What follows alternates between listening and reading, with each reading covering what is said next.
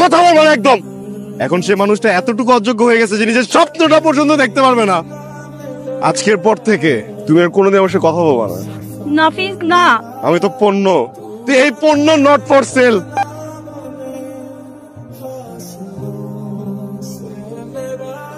একটা পার্সেল আছে। কার পার্সেল? নাফিস আহমেদ। কে পাঠিয়েছে? ও বুঝতে পারছি।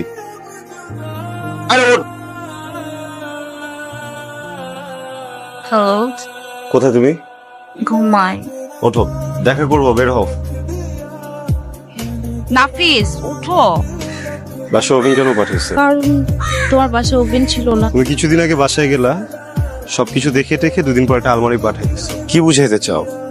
আমার যা কিছু প্রয়োজন সেটা এফোর্ড করার মতো ক্ষমতা আমার নাই, তাই তো? আমি অযোগ্য একজন মানুষ। আরে না, ভালোবেসে একটু একটু জিনিসপত্র দিচ্ছি। তুমি যখন আমার পেছনে টাকা খরচ করো, আমার এটা পছন্দ না। হয়েছে, অনেক হয়েছে, চুপ করো। চল, কোথায় যাবো? আমরা কিছু খাই। অফিসে যাবো। আচ্ছা ঠিক আছে, চল। অফিস যাবা না? এই মামা দাঁড়ান। আমি তো কাজের সাইডে যাচ্ছি। তুমি রিক্সা উঠলা? আমি সামনে নেমে যাব। নিজেরা বললেই হবে ভালো, কিসের ভালো? কাজের কোনো কিছুই হয় নাই। আর কোথায় তোমাদের সে বড় বসটা কোথায়? নাফিজ, এগুলো কি হচ্ছে? তুমি যে একটা দায়িত্ব জ্ঞানহীন মানুষ, এটা তোমাকে দেখলেই বোঝা যায়। 11টা বাজে এটা নির্লজ্জের মতো কেমনে বলছো? বলবে আমি ঠিক টাইমে আসছি, ভিতরে ডিজাইন দেখাচ্ছিলাম। একজন ইঞ্জিনিয়ার, আপনি আমার সাথে চিৎকার করতে পারেন না। আমি তো কথা বলছি আপনার উপর মহলের চাপটা আমি বুঝি, তুমি তো বুঝো না। আমার কথা একটু শুনুন। আপনি চিৎকার করেন না। আপনি যে লাস্ট শেফ আসে কি জন্য বলছেন? নাফিজ, তুমি আস্তে কথা বল। কথা মুখে যাইতেছে না। শিক্ষিত কথাকার ইঞ্জিনিয়ার আমি, বেটা ফাইজলামি করছ তুই। এই কলমাসার মুখে ঢুকে একদম পা থেকে মাথা পর্যন্ত শিক্ষা দেখা দিব তোরে। চিল্লাইতেছিস কেন? আমি তো চিল্লাইতে পারি, আমি চিল্লাইতেছি। তুই যে একটা বাটপার, তুই যে একটা দালাল। আমার মতো যতগুলো ইঞ্জিনিয়ার আছে সবার কাছ থেকে ডিজাইন করে নিজের নামে সাবমিট করতে টাকা মেরে খাইতেছিস প্রত্যেকদিন। জানে কোম্পানি করবো না তোর চাকরি। আমার বাবা এত কষ্ট করে পড়ালেখা করে ইঞ্জিনিয়ার বানাইছে তোর মতো দালালের কথা শোনার জন্য না। রাখো।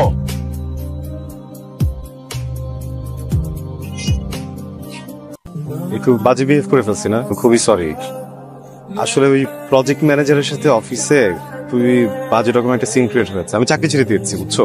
বের হচ্ছিলাম, এমন সময় তোমার ফোন আসছে। আমি তার রাগটাই তোমার উপরে। আমি খুবই সরি স্যার।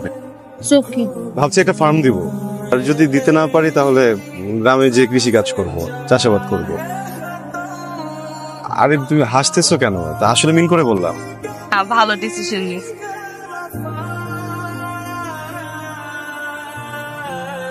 প্ল্যান ওয়াইজ কাজ করতে গেলে তো অনেকগুলো টাকা একসাথে দরকার ইনভেস্টমেন্টের জন্য, তাই না? তুমি দিতে চাও?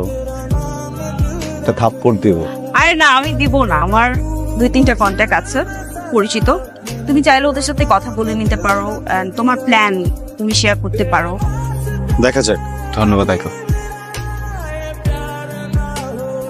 একজন মানুষ যার সাথে আমার কখনো দেখা হয়নি, আমাকে চেনে না, প্রথম মিটিং 1 কোটি টাকার একটা চেক দিয়ে দিল।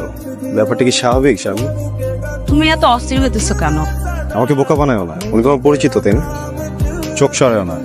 কথার উত্তরটা দাও, না অনেক ডিজাস্টার হয়ে যাবে। এগুলো বাদ দাও না। কেন বাদ দেবো? আমি এটা জিজ্ঞেস করছি, সেটা উত্তর দাও। উনি কি তোমার লোক? হ্যাঁ নাকি না? কথার উত্তর দাও। আমার মেজো চাচু। তোমার মেজো চাচু না? তুমি না আরেকবার প্রুফ করে দিলা তোমার চোখে আমি একজন অযোগ্য মানুষ। না না, কথা বলবো না একদম। এর জন্য বাসে ওভেন পাঠায় দিতা, পাশে আলমারি পাঠায় দিত।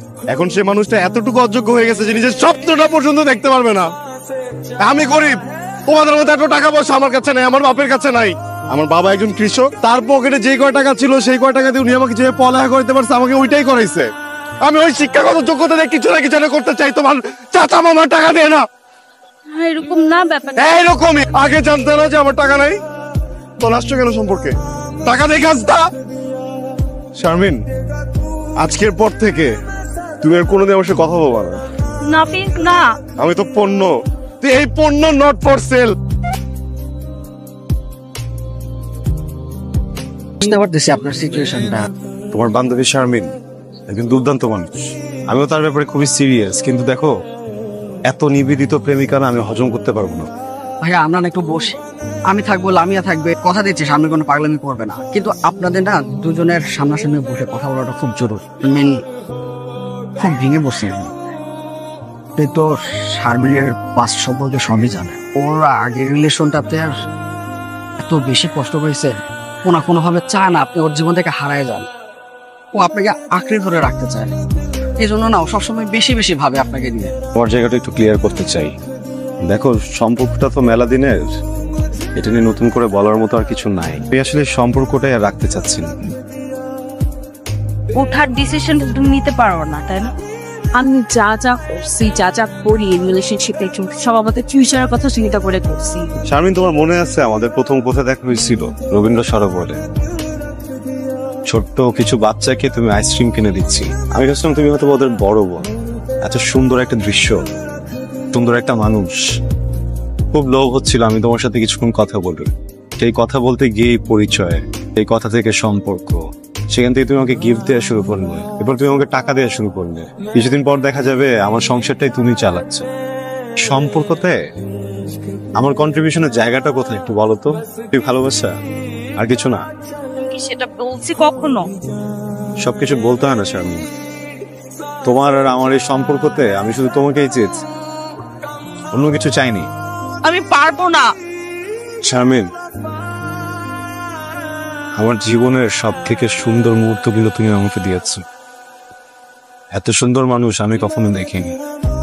আমি জানি না আর কখনো এত সুন্দর মানুষ আমি দেখবো কি। আমি তোমাকে অনেক ভালোবাসি শারমিন। এত সুন্দর মানুষ আমি কখনো দেখিনি। আমি জানি না আর কখনো এত সুন্দর মানুষ আমি দেখবো কি। আমি তোমাকে অনেক ভালোবাসি শারমিন, কিন্তু আমি নিজেকে হারাতে চাই না। তুমি আমার সাথে যোগাযোগ